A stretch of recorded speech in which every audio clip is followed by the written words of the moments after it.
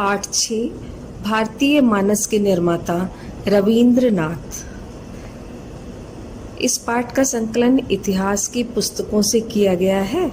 इसमें महाकवि श्री रविंद्रनाथ टैगोर जी के बारे में, उनके जीवन वृत्त, उनके कार्य व्यवहार के विषय में बताया गया है और हम सबको उससे परिचित कराया गया है। हम सभी जानते हैं कि रविंद्रनाथ टैगोर जी महान कवि, स्वतंत्रता सेनानी और भारत के प्रथम नोबेल पुरस्कार विजेता थे। बच्चों, आप सब अपने राष्ट्रगान, हमारे देश के राष्ट्रगान के बारे में तो जानते ही हैं, जन गण मन, लेकिन क्या आप उसके लेखक का नाम जानते हैं? यह राष्ट्रगान महाकवि रविंद्रनाथ ठाकुर ने लिखा था। रविंद्रनाथ का जन्म 1861 में कोलकाता में हुआ था। उनके पिता देवेंद्रनाथ बहुत धनी और योग्य व्यक्ति थे।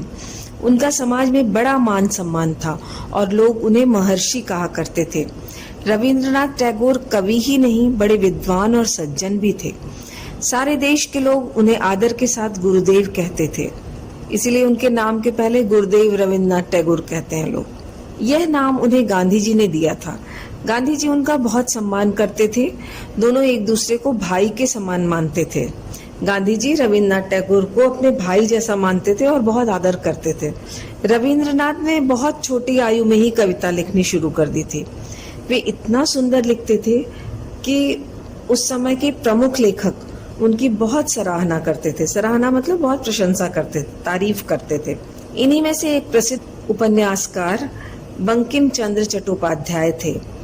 एक बार उन्होंने अपने गले से फूलों की माला उतारकर रविंद्रनाथ को पहना दी थी और कहा था कि यह माला रविंद्रनाथ को अधिक शोभा देती है, जो चढ़ते हुए सूरज के समान है।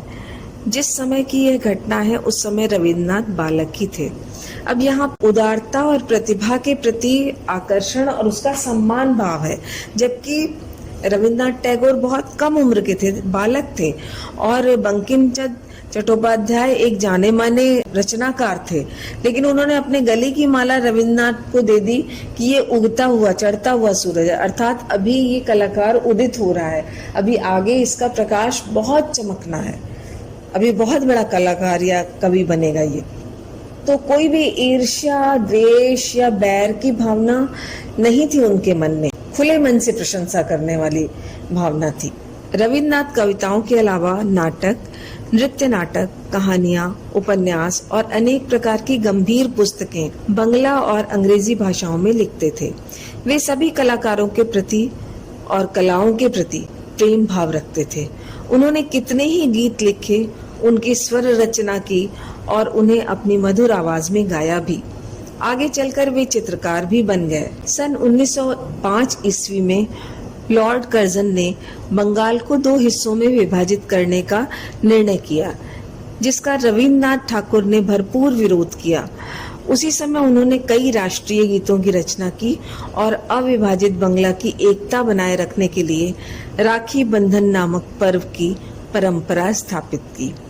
उन्होंने देश की उन्नति पर अपने विचार इतने सुंदर और शक्तिशाली ढंग से पेश किए कि सारे देश में उत्साह की एक लहर दौड़ गई। रविंद्रनाथ ठाकुर की पुस्तकों का अनुवाद देश की सभी भाषाओं में हुआ और वे देश में सभी जगह पढ़ी जाने लगी। उनका नाम दुनिया भर में फैल गया। जहाँ जाते लोग उनके लिए पलकें बिछा देते। उनकी कविताओं के द्वारा दूसरे देशों के लोग भारत की मानसिक शक्ति को पहचान सके। सन 1909 में उन्होंने गीतांजलि पुस्तक का नाम आपने सुना होगा। सन 1909 में उन्होंने गीतांजलि की कविताओं की रचना प्रारंभ की और सितंबर 1912 में प्रकाशित करवाई। उसी समय यूरोप की यात्रा के दौरान अंग्रेजी गीतांजलि का विदेशी पाठकों पर बड़ा गहरा प्रभाव पड़ा, जिस कारण सन 1913 में रविंद्रनाथ ठाकुर को नोबेल पुरस्कार मिला, जो विश्व का सबसे बड़ा और दुर्लभ पुरस्कार माना जाता है। यह पुरस्कार दुनिया के अत्यधिक प्रतिभाशाली लेखकों और वैज्ञानिकों को दिया जाता है। रविंद्रनाथ ठाकुर भारत को महान बनाना चाहते थे, पर वे यह भी जानते थे कि भारत अपने आप शक्तिशाली नहीं बन सकता। उनका विश्वास था कि भारत को दूसरे देशों की अच्छी बातें सीखनी चाहिए। वे चाहते थे कि लोग अपने देशवासियों से ही नहीं, बल्कि सारी मानव जाति से प्रेम करें। इसलिए वे अंतर्राष्ट्रीय कहलाने लगे।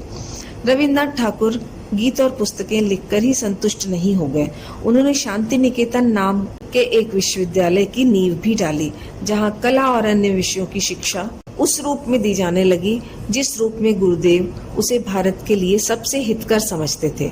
रविन्द्रनाथ ठाकुर यह भी मानते थे कि हमारे गांव अधिक साफ और सुखी होने चाहिए। उन्होंने गांवों के उद्धार के लिए श्री निकेतन नाम की एक संस्था भी बनाई।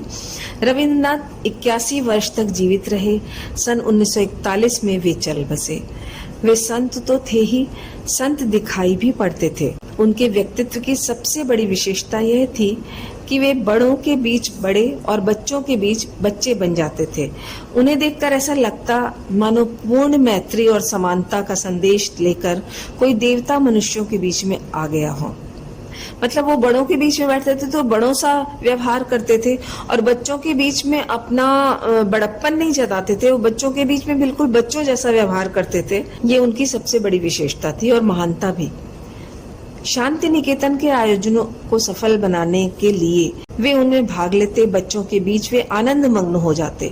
उन्हें आनंद मग्न मतलब आनंद से विभोर, बहुत प्रसन्न हो जाना, आनंद में डूब जाना। उन्हें बच्चों से बहुत स्नेह था। वे उन्हें मात्र प्यार ही नहीं करते थे बल्कि उनमें आत्मविश्वास भी भरते थे। बच्चों को वे समझदार मानते थे, न कि नादान, अबोध और मूर्ख। वे यह मानते थे कि यदि बच्चों को सरल ढंग से समझाया जाए तो बच्चे आसानी से कठिन विषय को भी समझ जाएंगे और डांटने फटकारने की बजाय उनके साथ खेला जाए और बातचीत की जाए तो उनके गुण उभर कर विकास पा सकेंगे।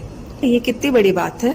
बच्चों के साथ वो ये सोचते थे कि प्यार से ही उनको सब कुछ समझाया जा सकता है। डांटने फटकारने की जगह डांटना, मारना, फटकारना, इन सब के पक्ष में वो नहीं थे, क्योंकि बच्चों को प्यार से समझाने में वो समझने की चेष्टा करेंगे, प्रयास करेंगे। डांटने फटकारने से क्या होगा, वो सहम जाएंगे, डर जाएंगे, तो अपनी जिज्ञासा, अपने विचारों को वो खुलकर अभिव्यक्त नहीं कर पाएंगे। रविन्द्रनाथ ठाकुर ने अपने साहित्य और जीवन से स्पष्ट कर दिया था कि हमें न तो अपने अतीत की नकल करनी चाहिए, मतलब जो पहले हो चुका है उसी को ज्यों का त्यों करने की नहीं कोशिश करनी चाहिए, और न गैरों के तौर तरीके अपनाने चाहिए, और न ही परिवर्तन के नाम पर हम दूसरों के तौर तरीके अपनाने लगे, दोनों दूसरों के ढंग को, दूसरों के व्यवहार और दूसरों की परंपराओं को अपनाने लगे। खाली ऐसा नहीं होना चाहिए। हम जैसे हैं सच्चाई से वैसे ही बने रहें, तभी हम स्वस्थ और दृढ़ राष्ट्रीय संस्कृति का निर्माण कर सकते हैं। ऐसी संस्कृति का जिसकी जड़ें तो देश की प्राचीन ज्ञान भूमि में जमी रहें, पर इसकी हरी डालियां आज के युग सूर्य की रश्मियां ग्रहण करने के लिए चारों ओर फैली हुई हैं। मतलब हमें अपनी जड़ों से भी जुड़े होना चाहिए, अपनी प्राचीन परंपराओं को भी ध्यान में रखना चाहिए, और आधुनिकता की भी अच्छी बातों को ग्राह्य करने के लिए अपने मन के वातायन को, अपने दिमाग के खिड़कियों को, दिमाग की खोल के रखना चाहिए। ऐसा नहीं कि हम बस कहीं एक विचार बना लें कि बस ऐसे ही होगा, नहीं। हमें नवीनता को अपनाना भी चाहिए, लेकिन अपनी जड़ों से भी जुड़े रहना चाहिए। अपनी पुरानी संस्कृति, अपनी परंपराओं को अपनाते हुए हमें आधुनिकता की ओर आगे बढ़ना चाहिए। कल मैं आपको इसके कठिन शब्द रेखांकित कराऊंगी और हम लोग प्रश्नोत्तर की चर्चा करेंगे। लेकिन आप जब पाठ पढ़ना प्रारंभ करें तो हमेशा पुस्तक और एक पेंसिल लेके बैठें, ताकि मैं उसमें जो भी बताऊं वो आप रेखांकित कर सकें।